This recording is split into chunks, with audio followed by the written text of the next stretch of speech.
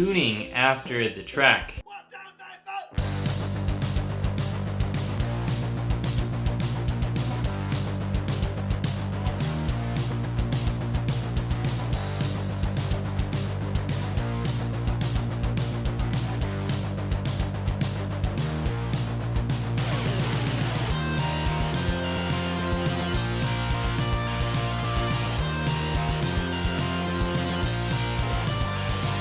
I took the S2000 CR out to Buttonwillow without changing a single thing on it. I drove it straight from the dealership out onto the track. And the reason I wanted to do this was to show that you do not need to buy lots of expensive things to take your car onto the track. I want to go through this with you guys step by step.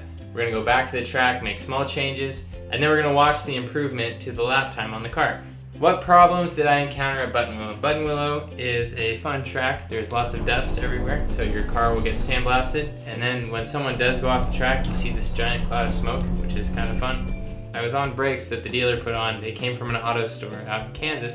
They overheated very quickly, and they smeared all over the rotors, and I basically had no brakes. So I was driving Buttonwillow without brakes. You can see it's sort of melting together there and chunking. There's chunks of the pad falling off. This is a rear pad. You can see all the chunks that came off of it. The type of fade that I'm talking about here is when my pedal is still very solid, but I just have no brakes. And when the pedal goes to the floor, that's when your fluid is boiling. And the dealer that I bought my car from had already put new fluid in.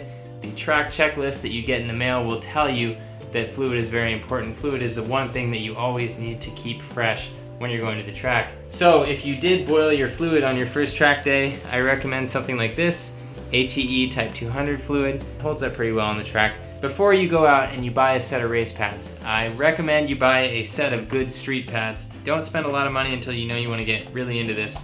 The street pads that I have had the best luck with are the Stop Tech Street Performance pads. You can actually get away with using them on the track. The guys that can't get away with them are the guys who drag their brakes, but these are really cheap. I want to say $70 for the front and $40 for the back. So a little bit over $100 for the full set is what I think it was, but I don't remember. Brake rotors for the S2000. I put new brake rotors on. These were smeared with the pad material, and they're also heavily ridged. So I bought new brake rotors, and the brake rotors were $8 a piece on eBay. Brake rotors are not that expensive for the S2000. The other thing we noticed on the car is that we had outer tire wear.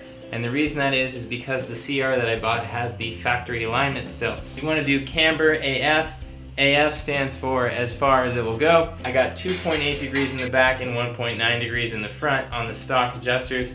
Another area that will make my lap time drop off significantly is getting rid of the street tires, because right now I have Bridgestone RE760s on there, which is a 340 treadwear street tire. As soon as I go to something like a Hankook RS3 or something equivalent, I will drop seconds off the lap time. But again, I want to demonstrate that you do not need to buy that stuff right off the bat to have fun. You can take this very slowly, use what you have and have a great time. The current lap time at Buttonwillow is 2 minutes, 10 seconds, and 0.6 of a second. That was my best lap time. That's the 13 clockwise configuration. We're gonna go back with these modifications. I got the car aligned at Elk Grove Tire and Brake. They put a bunch of camber on it, set it up exactly the way I asked them to. So the goal here is to go back to Buttonwillow in a couple days and try to bring the lap time down a few seconds. So we're gonna go 2:08. That's what I'm thinking the car will do now. So we'll see what happens, we'll take some notes, and then we'll come back again and modify the car further and keep going with this. So that is it. Thank you guys for watching and enjoy your car.